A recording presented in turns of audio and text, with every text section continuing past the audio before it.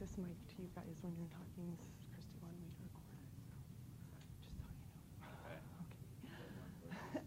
We're going to go ahead and kick things off, and I hope I've gotten a chance to meet most of you, so thank you so much for coming. We were a little bit nervous because we actually had 34 people sign up, and the room is a little bit small for that. So I'm really glad that we didn't overfill our capacity and everybody has enough room. So I'm Rachel, and I'm faculty in the molecular biology department. So really, my association with the Canvas training group is sort of serendipitous and kind of fun. In that largely my job is teaching biochemistry and microbiology to large numbers of undergraduate students, something that I am utterly passionate about and absolutely can't get enough of. And so what happened was we jumped on board to pilot Canvas for the very first semester. And so this semester in my micro class, which is a lab-based course, we're piloting the new LMS. And it's just been super fun, and we've gotten super jazzed on it. And so we decided, let's join up with the Canvas training group. And so that's where we come into the picture. And what we decided was that the truth of the matter is that training faculty is great, and it's a good idea. We should keep doing it. But the people who really do the work are the graduate assistants and the teaching assistants. So I said, that's who we need to train, because the professors are going to tell you guys, hey, I need your help. Can you do this for me? And you're going to be the ones who are going to be charged with that job. So we're hoping that we can help you with a lot of that today. But also today, obviously, we're only going to be doing a brief tour. So we'll want to get back together again as you begin to learn all of this. So momentarily, we're going to ask you what you're doing. And I've gotten a feel from some of you that there's a lot of diversity in the departments that you're representing, all the way from Karen's from education, right? And then we've got some ladies from communication disorders. We've got people from kinesiology and health, right, Derek? So we've got a lot of diversity, and so hopefully we'll have a chance to introduce everybody later and see what your needs are in learning the Canvas shell. So what's really fun is that when I decided to jump on board with the Canvas training, I said, well, it's great for me to come and train, but it's even more rad if I can have my teaching assistants come with me and say what they've learned. And quite honestly, they are way slicker with everything than I am. So they're going to be helping with all of this training throughout the end of this semester and the beginning of next semester. And we're basically going to be at your disposal for answering questions when you need help and getting together for additional trainings whenever it is needed by you. So we're hoping we can kind of morph around your needs a little bit. So I actually want to introduce them, and they're going to be saying a lot today. They're going to be doing a majority of the overview today.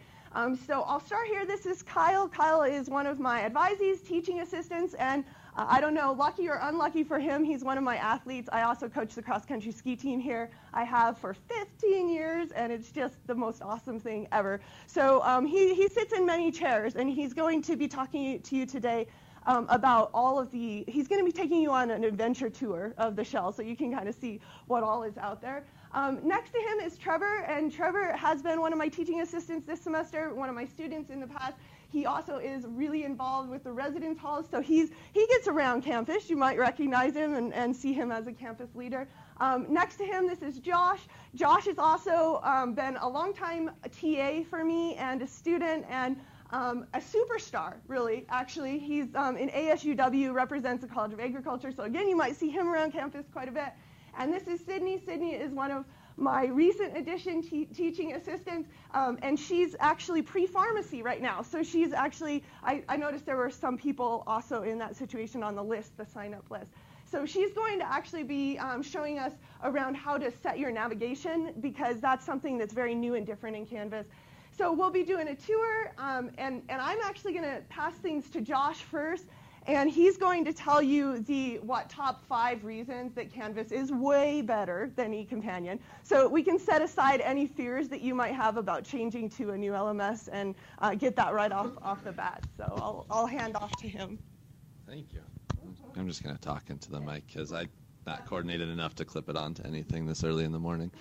So the biggest reason that Canvas is bigger than eCompanion is, or better, or bigger and better, we'll go with that, is that Canvas is actually easy to learn. I know I struggled with eCompanion the first time I used it. I was like, how do I get this done? How do I do that? Had to find somebody who'd been using eCompanion for 5 years to even sort of explain what was going on. Canvas you can log into, take 5 minutes, and you have half of it figured out already. It's fantastic, really. Canvas is really intuitive. If you need to change a quiz that you published and the grading needs to change because of what you're changing the answer to, it does that for you. You don't have to go through and regrade everyone. It's completely automatic, completely intuitive. It's easier on the student side of things. They have a much easier time figuring it out. They don't have the same browser compatibility issues that I saw come up with eCompanion. I don't have the same browser compatibility issues that came up with eCompanion.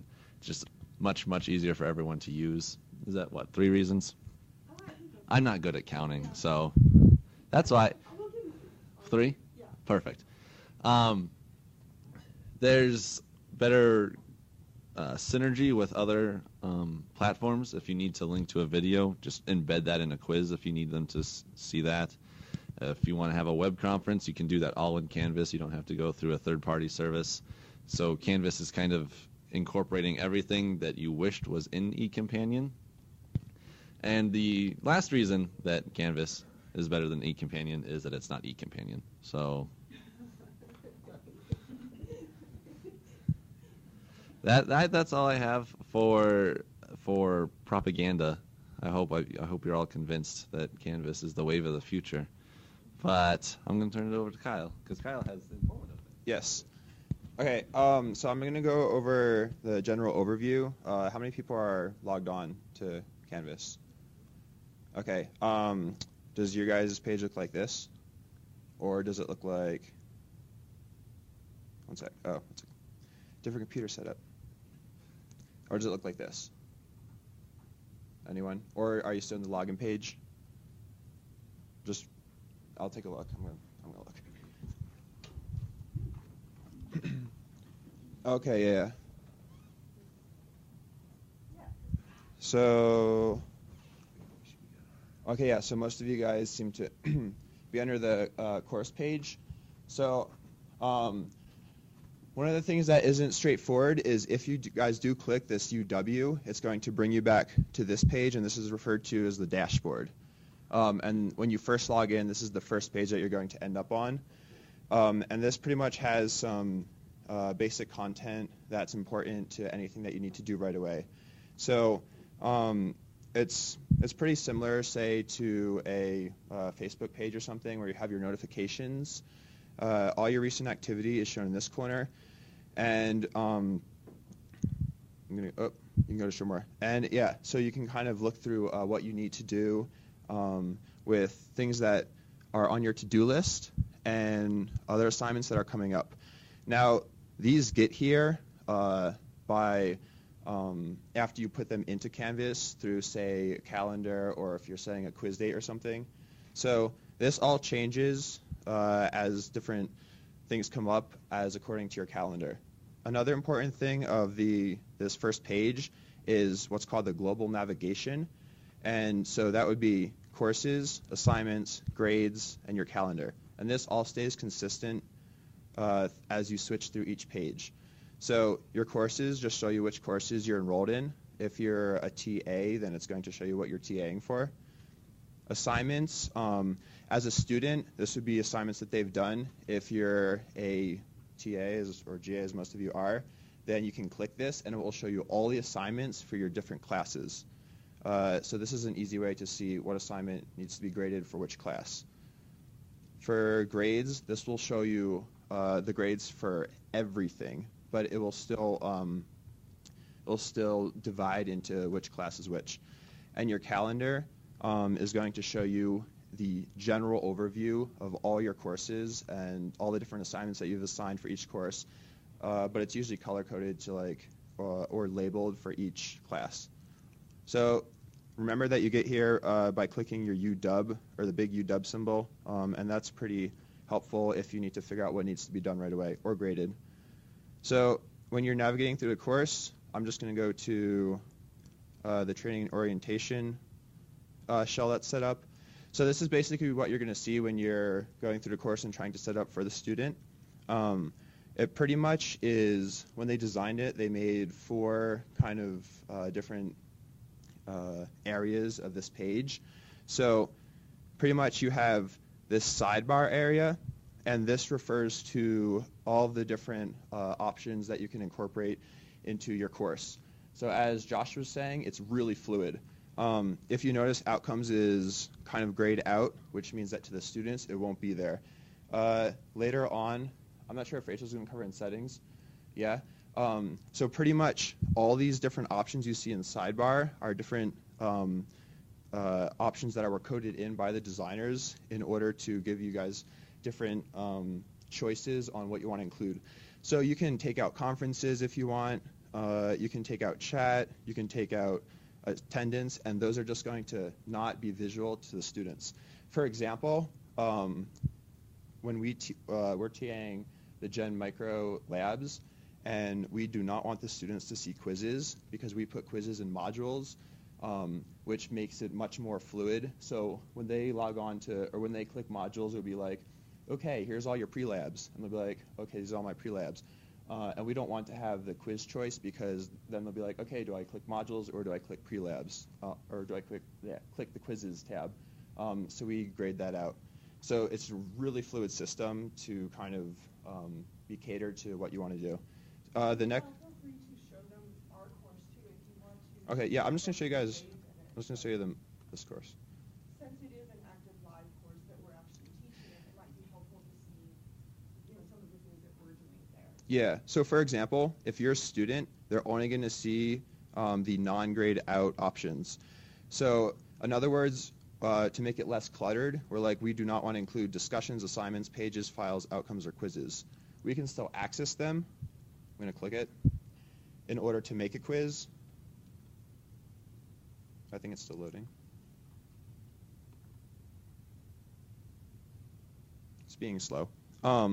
So we can still access it to make a quiz. On the other hand, we can just go to modules and make a quiz there.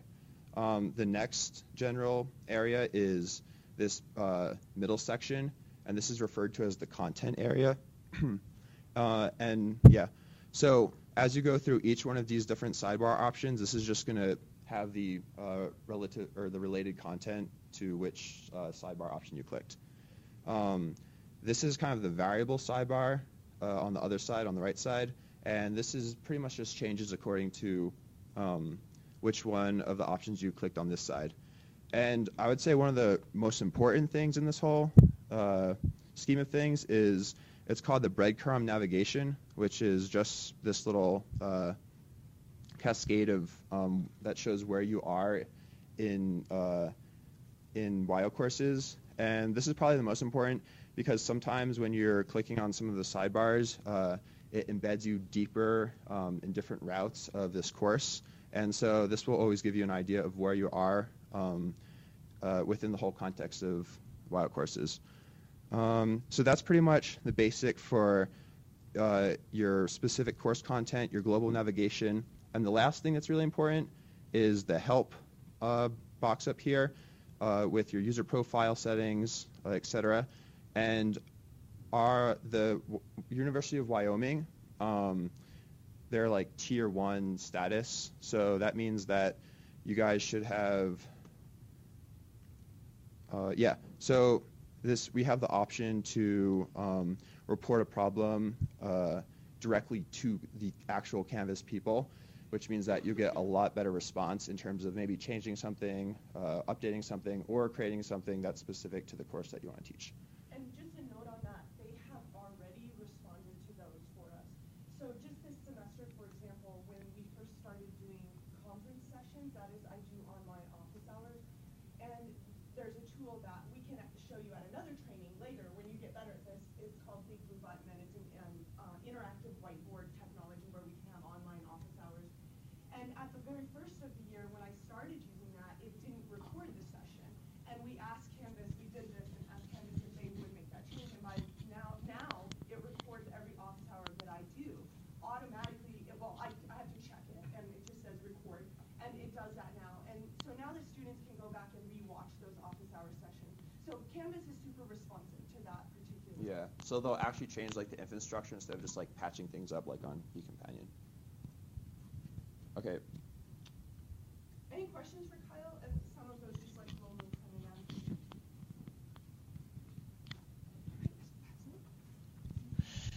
So obviously obviously, one of the very first things that you want to do when you get in here is to set up your own settings so that you have a really cool picture of yourself doing something rad or whatnot. So I actually want to go through that with you so that you know how to set up your settings. And Kyle brought your attention to this, the fact that the top bars are always global. So if I set up my own settings globally, it means that no matter whether I'm logged into my communication course or whether I'm logged in my kinesiology course, it still shows those settings for me no matter where I am. So think of those as global settings. So up on the top bar, if you find your way to settings and just click on that, this is you. And anything that you modify in here will modify your profile. So go ahead and do this now. Is everybody finding their way to this spot? And over on the right, you're going to see something that says Edit Settings. So go ahead and click on Edit there. One really important caveat of this is that it's important to at least monitor what students are doing with their display name, because you don't want them to change their last name and suddenly in your grade book their last name's no longer showing up and it just says, you know, Joe, and that's all that's there for that person. It's hard to enter their grades. So just make sure that they have something that is, you know, somewhat consistent with what their name is, because it does give you that possibility. But the cool thing about that is that a lot of times students go by their middle name. And, you know, maybe their middle name is Lan, and that's what they go by, but in the grade book it's Gurnett, you know, and then that's sort of hard for them. So this gives them the option to actually change that, and that's really neat. This is super student-centric, which is very cool. They can really get in, modify, and monitor a lot of things. So the language settings are probably something that you don't want to change too much. But you can change time zones and things like that depending upon, for example, this summer I had many Alaskans in my online class, my online biochem, and constantly they're like, oh, Rachel, it was only 11 here, and I forgot that it was midnight your time or whatever it would be. And so that was hard on them. This would allow them to monitor their settings that way and change it for that as well. Okay, cool. And so you can just hit update settings. One thing that you might, in fact, probably want to do right away is to put in your picture. It's always so neat when students do put in their pictures. I try to encourage them to do it because then I know, you know, I have some face to the name, especially in an online class. You know, in the face-to-face class, I actually even like it as well. Even though I see them every single day, I still like it. It makes them human. So go ahead and click on your picture, and that'll allow you to upload whatever images that you want to. And Canvas is super slick on allowing you to upload. So if you've got access to a picture, a lot of you guys are on, you know, computers where maybe you don't, but this is how you would do that when you get access to one. And we'll maintain it so you can access this course and do this. It would be fun if everybody in here goes ahead and uploads some sort of picture.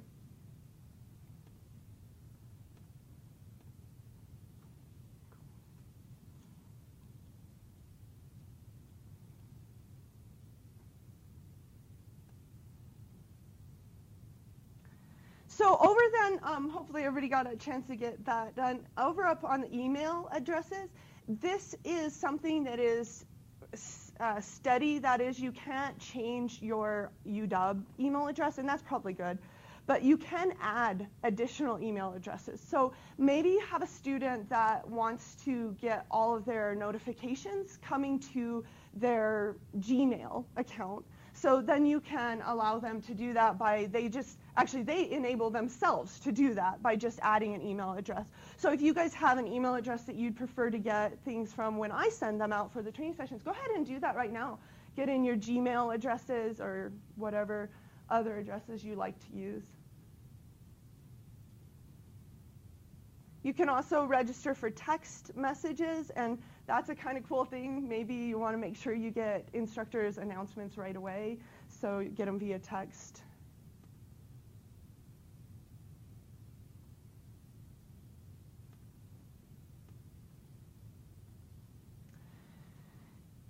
Now, the other thing is who's on Twitter or something like that. I like to put my Twitter on here because for my class I use it.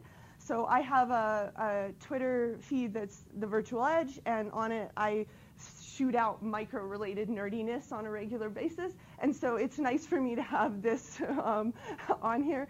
So it's cool to be able to add other things. And actually down at the very bottom, if you want to scroll all the way down, you can add in your other services like Skype. You'll notice that I've already put in my Facebook, my LinkedIn, Google Docs, and Twitter. So if you want to go ahead and add some of those, the thing that will happen when you click on those is that it will ask for some sort of confirmation.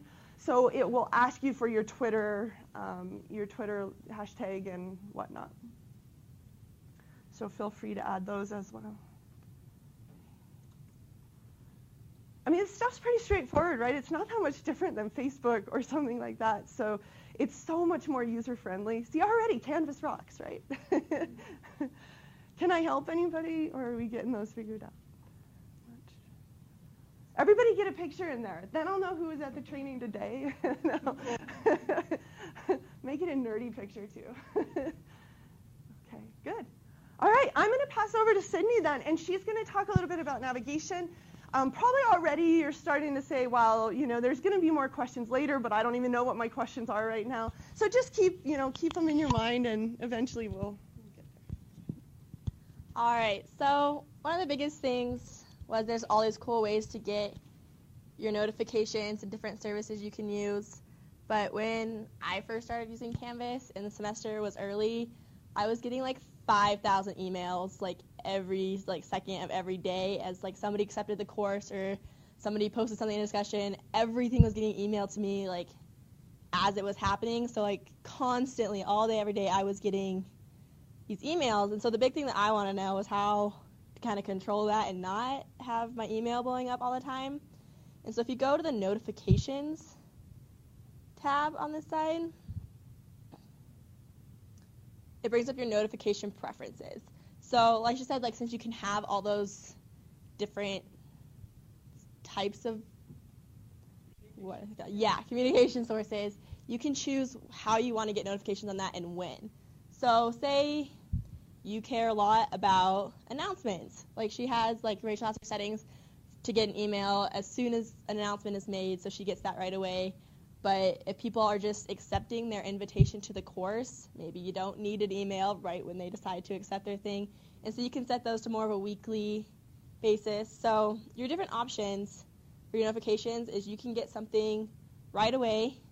You can get it in a daily summary, a weekly summary, like some of these are set on the calendar, or just not at all if it's something that you're not using, like a feature in the course that you don't use much and you just don't, or something that you don't care about, and it's kind of like the students are using discussion just to talk between themselves. It's not something you necessarily need to know about. You can just kind of set it so that you don't get those emails and have that kind of bog everything down. So as you can see, like, it's great because you can really make it your own. There's so many different, everything that you can do in Canvas, you can choose how you want to get notified about it.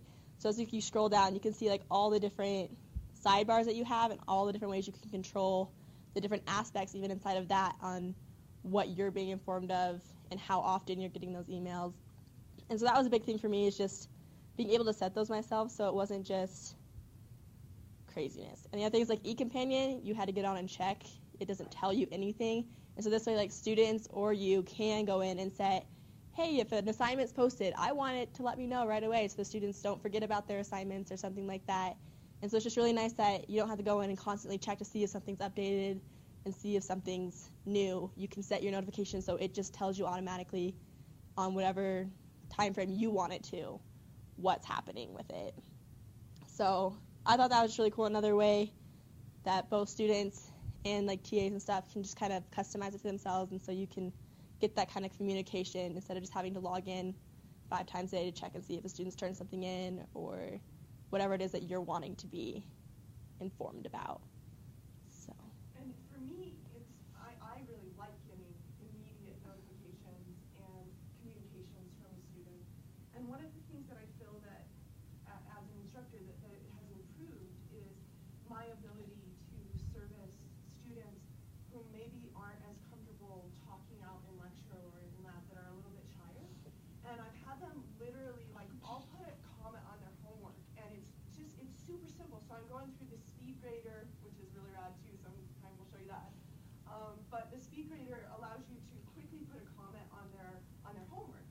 And then what it does is right away it notifies them. So by whatever means they've chosen to be notified, it'll notify them immediately. And then that gives them the option to click on that. Say it goes to their email, they can click on it and immediately respond to me. So maybe I do something as simple as saying, hey, great job on the homework. And they get in there and respond back to that. And I've gotten unsolicited things like, Rachel, I just wanted to let you know that I really like the class and I'm not a super loud person, but I wanted to tell you that I'm really having a good time. And so you'll get these unsolicited communications that I know before I wouldn't have gotten. And another note on that is a student who's really struggling, maybe I'll say, hey, you know, I know this homework was a little bit rough. Let me know if you need help. Well, it's so easy for them. They don't have to go in there to see that comment. Right? It comes to them. And so then they can immediately respond to that and say, you're right, I'm really struggling. Is there any way I can meet with you? Well, they may not have galvanized that effort without having gotten that email coming right to them, because they would have had an e-companion, they would have had a login, go deep within the assignment to find your comments that you made on there. So I think that's a really neat feature. Yeah. So I think I'm going to pass it over to Trevor now. Are we doing the question and answer now? We're going to do a quick Q&A first, and then Trevor's going to kind of respond a little to that, I think. So actually what I would like to know is, I've gotten around to introduce myself to a lot of you, but for everyone, so that we can all share what our needs are with Canvas, what I'd really like to know, again, go ahead and tell us your name, just in case I got your names, but not everybody did. So go ahead and tell us that. And then what department you're representing. And then primarily, we'd really like to know what it is that you think will be your primary responsibility in Canvas. So maybe you're foreseeing that the instructor wants you to do most of the grading. So you'll be entering grades in the grade book, and then maybe we'll have Trevor focus more on grade book action. Or maybe you know that you're going to be in charge of making the quizzes. Or maybe you're a grad student that is actually teaching the entire course. You're just the shizness, you know, like you're doing everything. So then we need to know that too, because then obviously you would want to try to attend as many training sessions as you could, and we would want to get you globally trained. So, so that's, yeah, that sounds good. I'm going to pass this mic around too, just so that we get everybody in. My name is Sarah Drenzo, and I'm in the English department, but I'm going to be co-teaching a disability theory course in the spring. And so my primary reason for coming here is to learn about the elements of Canvas that can help promote universal design for learning for students with disabilities in classes. And often students have hidden disabilities that you don't even know about. So I'm interested to see what type of features Canvas has to make all courses more accessible. I'm Mila Leemaster, and I am in communication disorders. And next semester, I'm going to be pretty much just grading for my teacher and probably making up some quizzes too. I'm Becky Baldwin, also with communication disorders, and I will be TAing a class in the spring and probably helping with grading quizzes, possibly making quizzes, making it user-friendly for all the students. So dainty. I'm Alexis. I'm in biomedical sciences, and I'll be co-TAing immunology this semester, or this coming semester.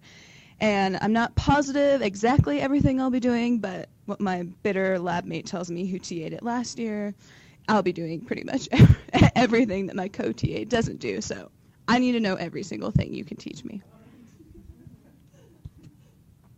My name is Jacob Berg. I'm in the Department of Veterinary Sciences, and I'll also be co-TAing, GAing the immunology lab with Alexis. So it'll basically be the same thing. I need to know a good chunk of this. We'll probably end up grading exams from the class as well and posting those on here. So. I'm Anna Olschwager. I'm in the Department of Economics, so I assume I'll just be using this for grading mainly, maybe quizzes.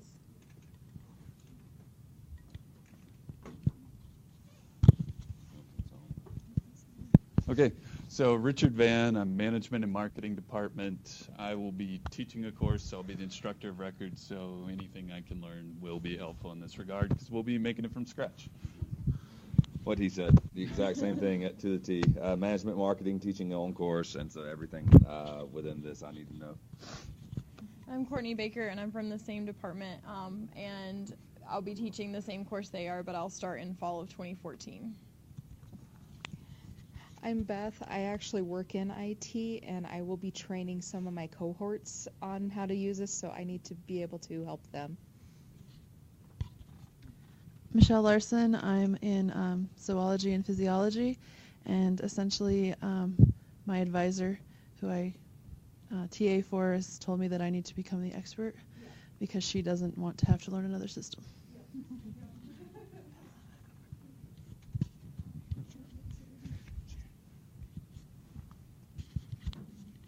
I'm Karen Cloud. I'm in education, curriculum instruction, and I have two different courses that I am the instructor of record, so I need to learn everything, and I absolutely loathe eCompanion.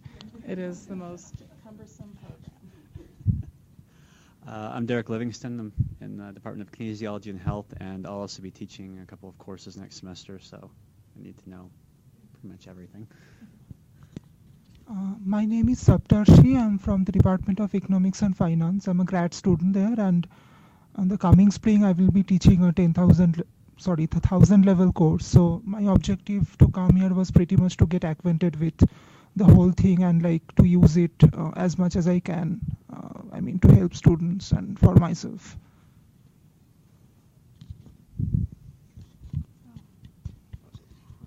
I'm Mary Wehunt, and you all may have seen my name on an email. And I'm currently a GA for the design team and outreach credit programs, but I'm actually a PhD student in literacy education.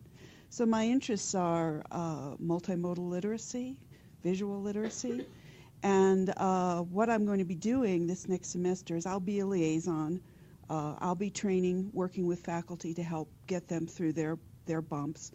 I'm going to be learning this system, nuts and bolts, from the bottom to the top. And I'm also going to be doing, we're conducting a research project in the differences between Canvas and eCompanion as far as the learning outcomes go. So you'll probably hear from me again in the spring. I'm going to be conducting a series of focus groups to see if we can figure out ways to really move students into a learning mode from just, move them away from just housing their information, move you away from just housing information, managing your tests and managing grades, but move into a really interactive learning environment. Okay.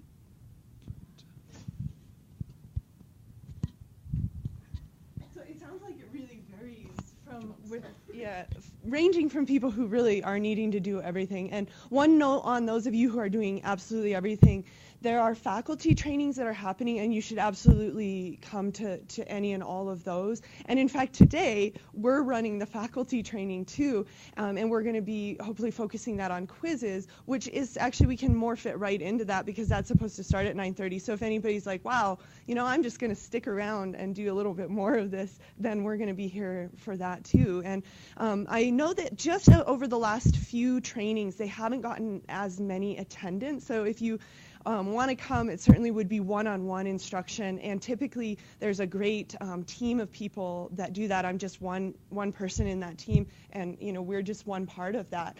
So let's have Trevor talk about, I heard a lot about entering grades and doing quizzes, so I think that would be a good thing to maybe, yeah. All right, I'm going to keep that there because I'll probably be typing a little bit. I'll show you how the logistics of how to make an assignment or do quizzes, or maybe if you're going to do homework problems. Rachel does that all the time for her class. So I'll just go up here to courses again and click on this to send us back to our normal page. And then again on the left, you'll see all the icons that we can click on. And like Kyle mentioned, the ones that are in light gray are ones that are not shown to the students. So just remember that. I'll click on assignments first to show you guys how you can upload various assignments and various categories of assignments. So if you want to go to this category, feel free to.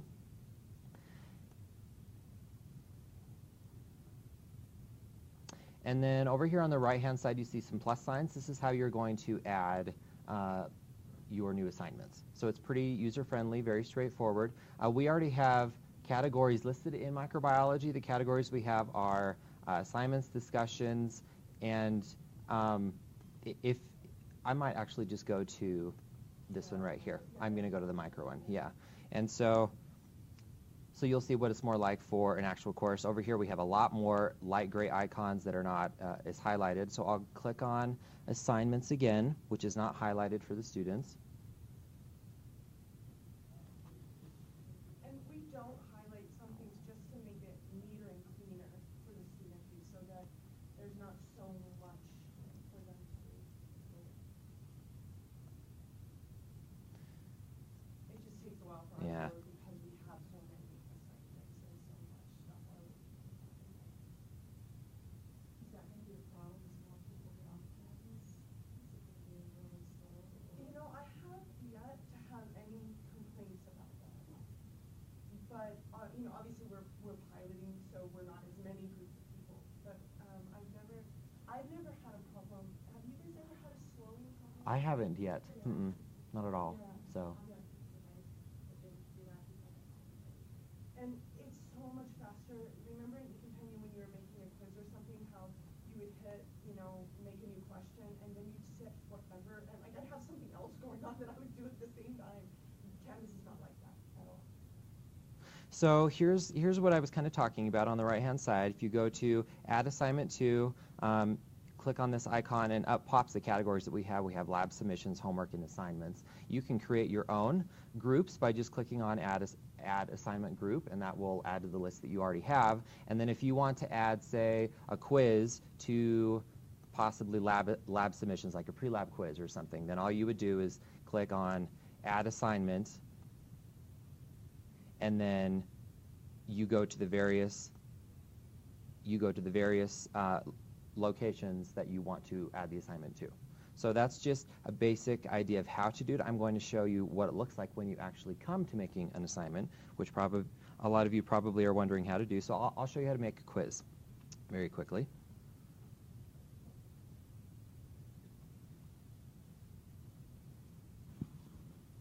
And in micro, we don't actually have any quizzes, and that's why we opted not to keep that highlighted.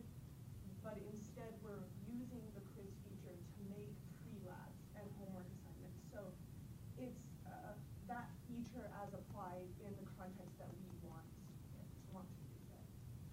So, for example, if you're working on an assignment and you don't want to finish it all at once, you can work on part of it as you go along, which is really nice. And there's two categories. Here we have unpublished assignments and quizzes. Then at the very bottom are actual assignments and quizzes that have been published. Once you publish it, it's available to all the students to see. But until you publish it, they can't see it. So you can go back in and work on it. So it's very nice for that. So I will just make an entirely new quiz. So go up here to the right, click on Create a New Quiz.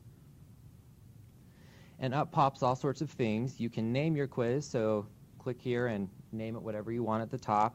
And then down here, you can give, say what? If you want to make like sort of Sure. virtual one, I will do that, yeah. pre-lab or something. So let's just call this quiz, quiz number 1. So there's the title.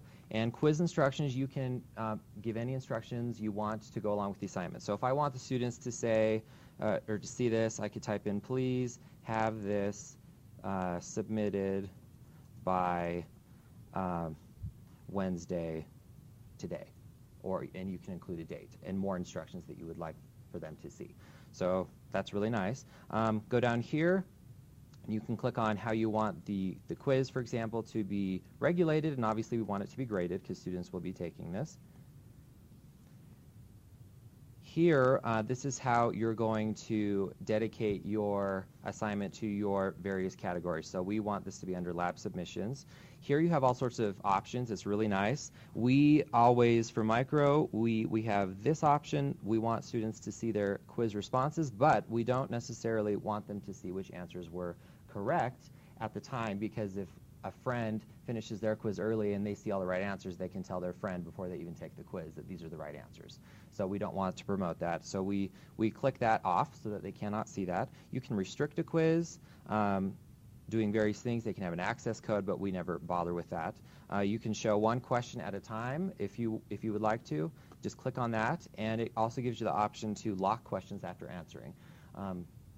So whatever you prefer to do. We in Micro do not do that. We just have them see all the questions at once. And then you can give a time limit. We usually allow 60 minutes for the whole, which is usually plenty of time. You can have however much time you would like. Down here you have, this is important, you have due dates essentially. So if you want to make this quiz for everyone, you can click on everyone, or if you want it available for a certain section. So us as TAs, we're TAs for certain sections, so I'm a TA for section 13. So I usually click on just section 13, and then for a due date, the whole calendar pops up, so we can make tomorrow, November 14th, the due date, and you can put a time in, so we'll say 8 a.m. And you click on done, and available from. So if you scroll over, this allows students to have access from the day you want them to have access. So we'll say today's Wednesday, so we'll give them access starting today, starting at 8 a.m. as well. Click on done, and then until. So obviously the due date is on the 14th, so we'll want to make that the same day as the due date, as the 14th. And you can make it due whenever you want. So if you want it at 11:59 p.m., you can do that. Whoops. So really the options are essentially all up to you. It's really nice. Then go back over here. This is important for if you're doing individual sections. Click on plus due date, and you set your due date for your section, but if you do not set a due date for everyone else, then what we figured out so far with Canvas is that other sections can still see it. So what I'm going to do is have everyone else here, and I'm going to put a past due date that's already happened in the past. That way other sections cannot see this, only my section can see the quiz and no one else can. And one note on that for you guys is that what they're now doing with Canvas is, so since we were part of the pilot, we were working out some bugs, but now you'll just have an entirely separate login section for your different section. So you guys probably won't have to worry too much about this unless for some reason you're doing a workaround and you're wanting to release to just a subset of students for some reason. So what I'm going to do is set this as October 1st. It's already happened, and just set it at 8 a.m., whatever time you want to make that. Click on done, and then over here just do the same thing. Or you can do November 1st, because that's already in the past as well. Click on done. Okay, now all of the due dates have been satisfied for all the areas. Again, if you want this to go to everyone in the entire class, you don't need to do this individual section. It depends on what you're wanting to do. Then you come down here, click Save. Once you've done that, it will go in the unpublished category, essentially, and allow you to work on the rest of the assignment. So we're going to do that. We'll click on Edit. And up pops two categories, the settings, which is what we're in, which is what we've already worked on. Now we want to work on actual questions in assignment part. Click on New Question, and this is pretty awesome. I'm not sure what eCompanion was like normally. I've actually never worked with it as a TA, so I'm only familiar with Canvas and WOW courses. You can name your quiz whatever you would like it to be. So quiz number 1, we'll keep it that. You can label your questions, so question number 1. And you have all sorts of options that you can work with. The classic multiple choice, you can do true and false, fill in the blank, fill in multiple blanks in one question, multiple answers, multiple drop-downs, matching, numerical answer, so they have to actually type in, this is good for math classes, things like that, where they have to type in the numerical answer. A formula question, also good for like math classes, physics, things like that that involve formulas. We don't really use this with micro because that doesn't apply to us. Essay questions where students can type in responses themselves in response to a question. And then you can even upload questions onto files. So we can look at a few of these. We can look at the classic multiple choice one. Come down here, you type in the question you want. So what is today's date? That's the question. And you can type in your answers, 11/1 13, whoops.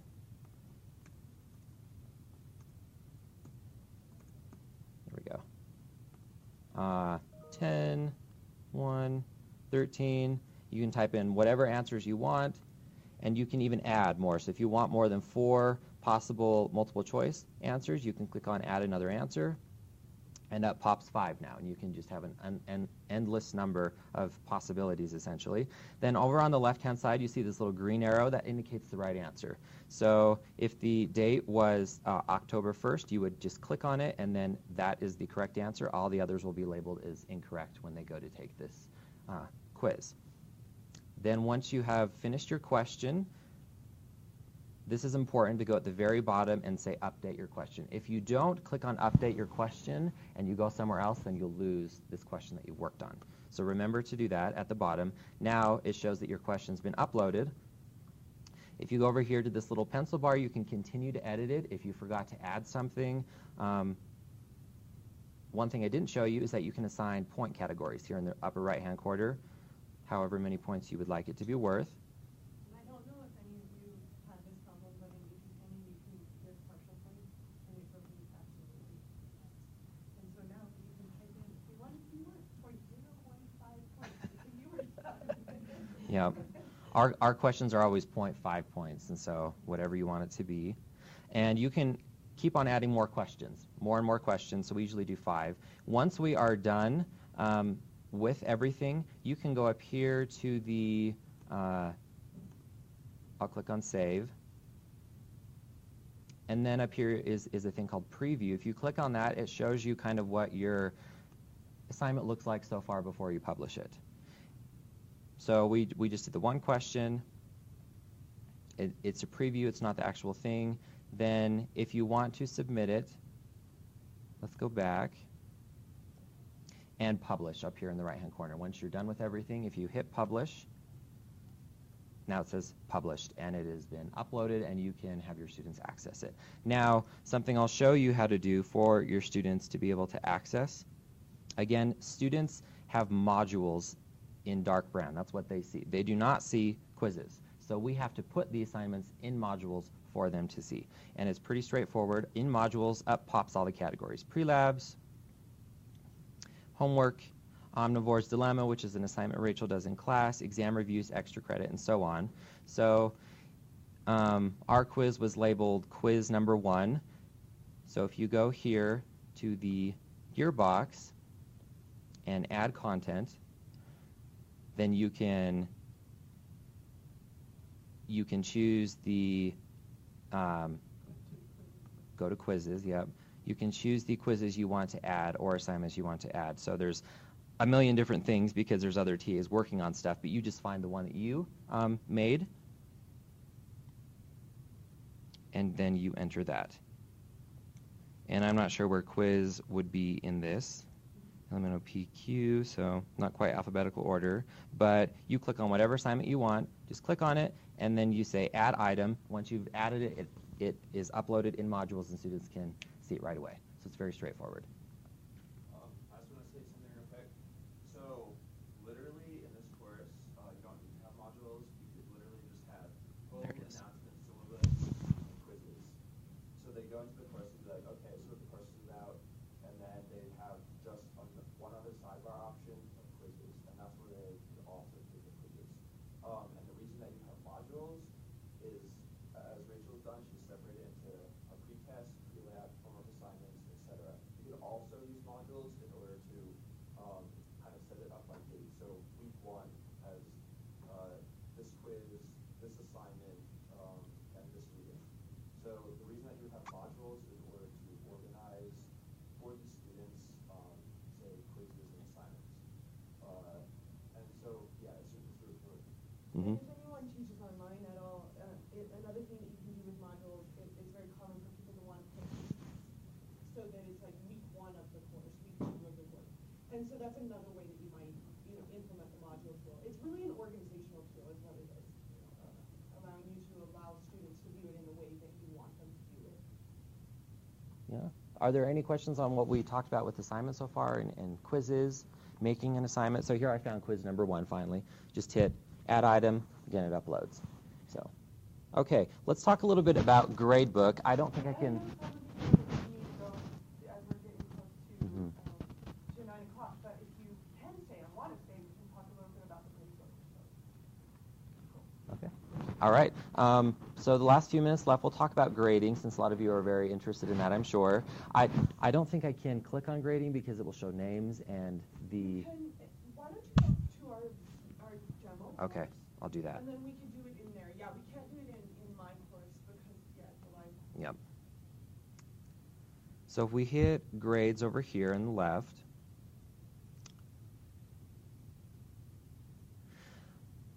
this essentially is what pops up.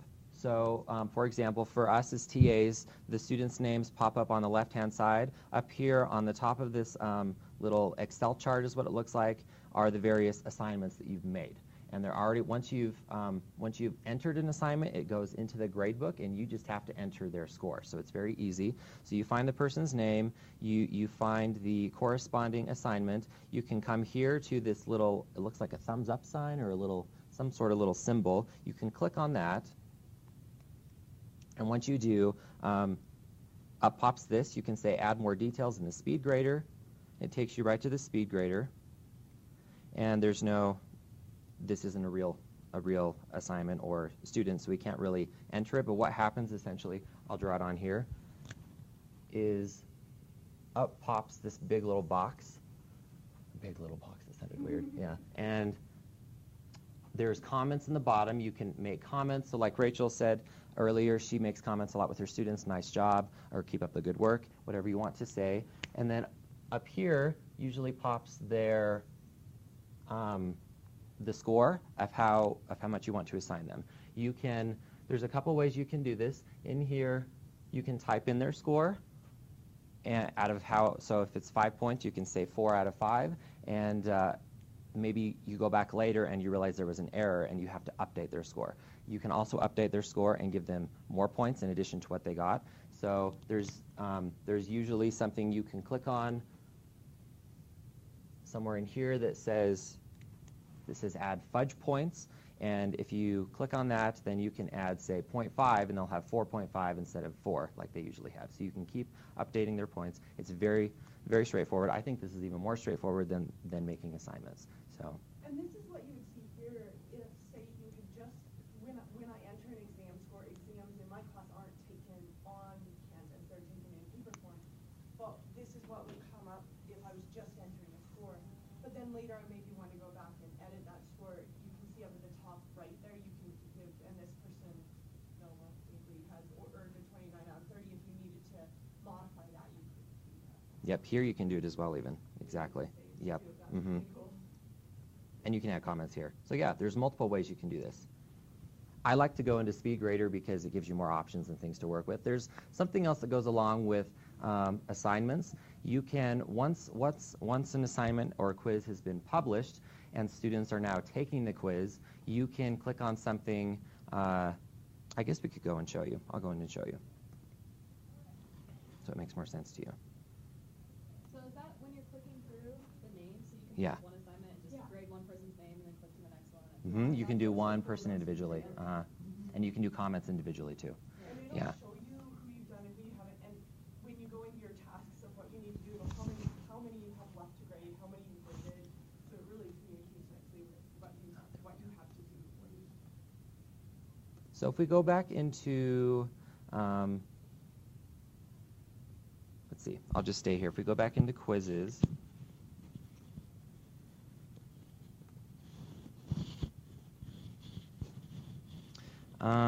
Let's just click on this again.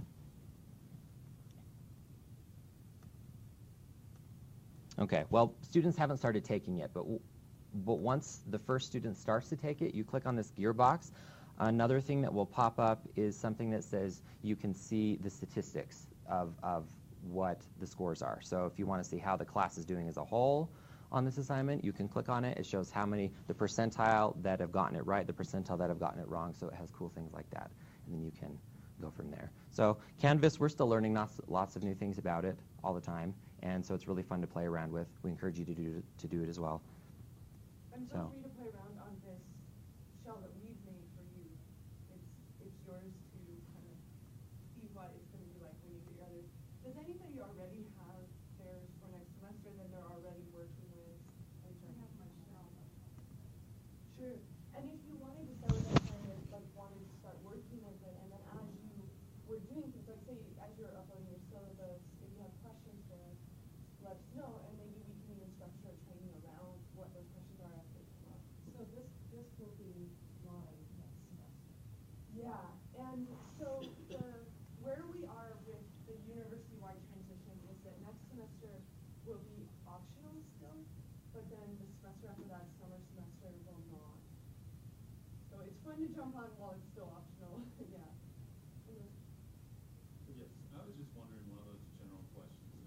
Uh-huh. Quizzes, different things.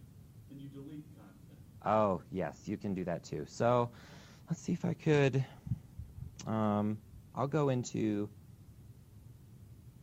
one of these. I won't actually delete it, but I'll show you how to do it. So if I go into quizzes in the normal microbiology course,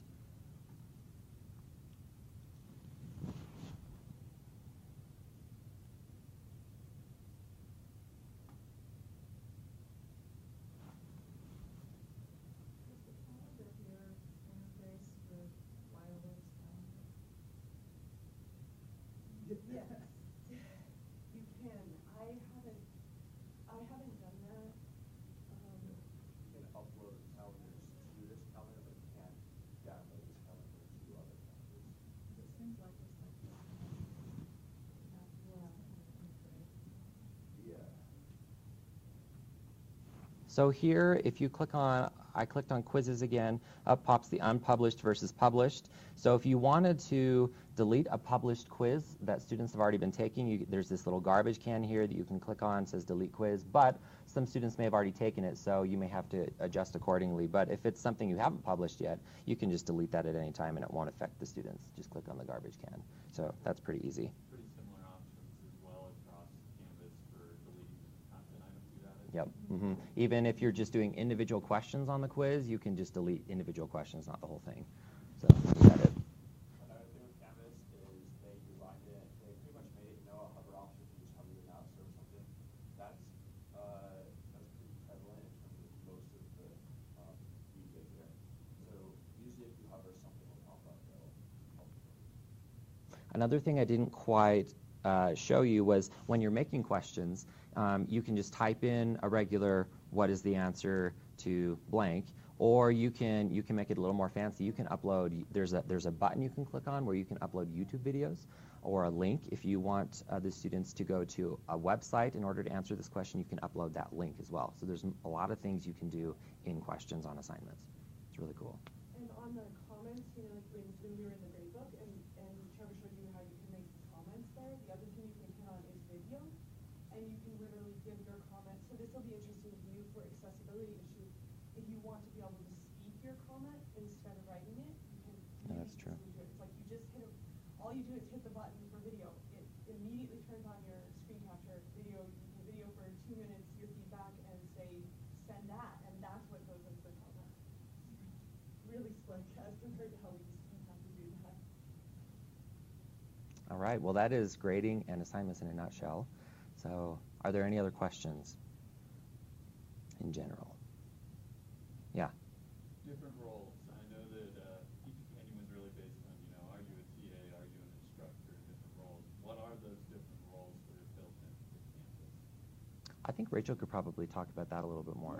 Yeah. You can add people as teaching assistants or as instructors or as students. So those roles are, I don't want to say they're the same, but you invite someone. You guys noticed today I invited all of you as TAs. And so you're listed that way. But what's, I think, very different, and Kyle could comment on this too, but what's very different in Canvas is that students basically can access, they have a lot more leeway to change how they access content than it was in eCompanion. So in all, I would say it gives students more options than eCompanion did. So I wouldn't say it's as hierarchically based as Yeah, Trevor, why don't you go to the student view? Yeah, that's a good idea. Yeah, so pretty much when you're building your course, there's something called student view. Where is that, Kyle, the student view? Under settings, okay. Not the global settings, no. The local settings, so like over, go back and then Okay. go back. Yeah, so when you're building your course, if you go to this, then you are a student of your course view, which is very helpful. I haven't looked at that yet, so that's a new concept for me. Yeah. I mean, if you are just interested in what the student is seeing, that is helpful. Is this what you're talking about, Kyle?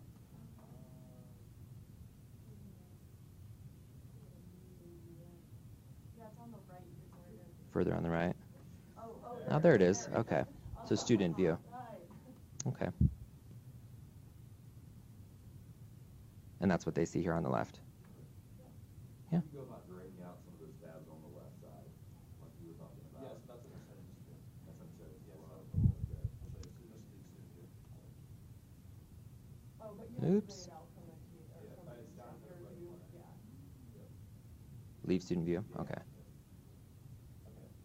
So navigation.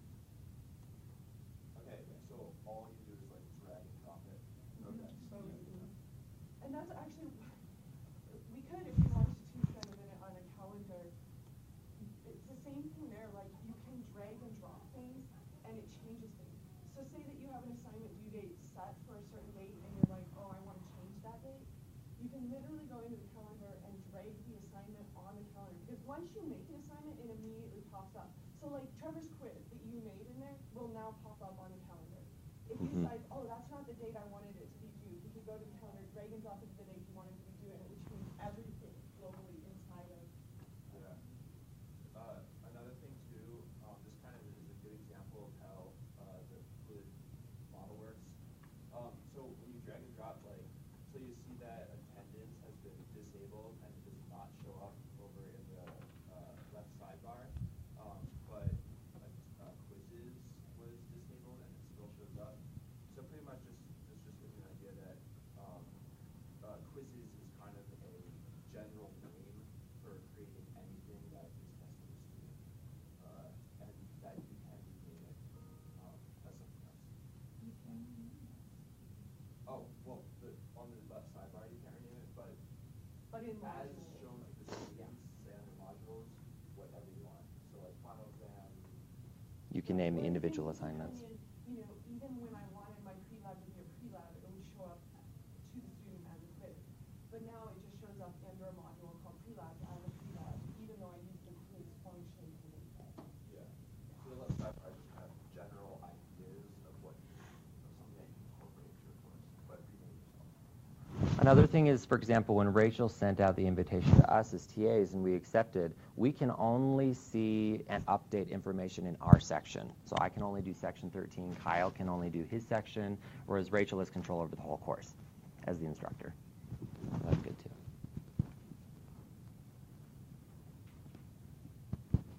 Are these times that is the Wednesday morning session, is this the time that works for you guys in general? I will try to communicate with you so that we can get at least one more session done before the end of the semester, so that as you're building things, and then we can also help individually. So I will be in touch and trying to get feedback. If you're not in a turbo hurry and you want to give us feedback right now of the topics that you would most like us to cover, and if not, I can send out an email, or we can even do it in Canvas with maybe topics that we can cover. So thank you.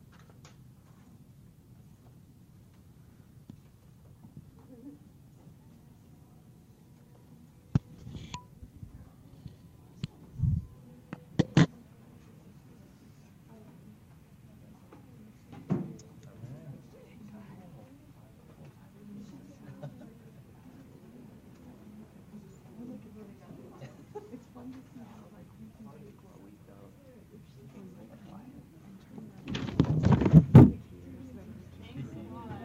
This was great. I've been to some of the faculty trainings and FIT, they were like way worse. They were so bad. I didn't learn anything.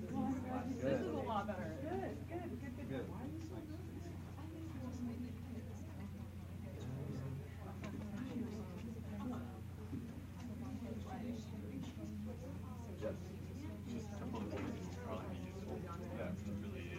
Those features that we wouldn't know to look for that are on there that you guys have kind of identified, oh, this is cool, it wasn't on the prior LMS. So whether it's kind of easy grader to walk through exactly what you can do, or maybe the conferences, which is just online office hours. Yep. Okay. So just those features that even just poking around in it, you might not realize are an option. And so migrating content would be another. I don't know if that's something you can deal with, or maybe. So some of us are building existing course shells. I want to take some of the content across. There is. Yep, there's Well, right when I was popping in, because I'm on there as like a teacher on a section already. Yeah, it has it there, you know. Migrate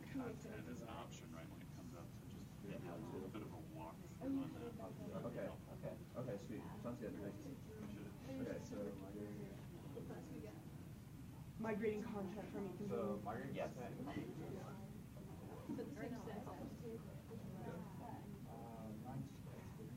Although migrating content from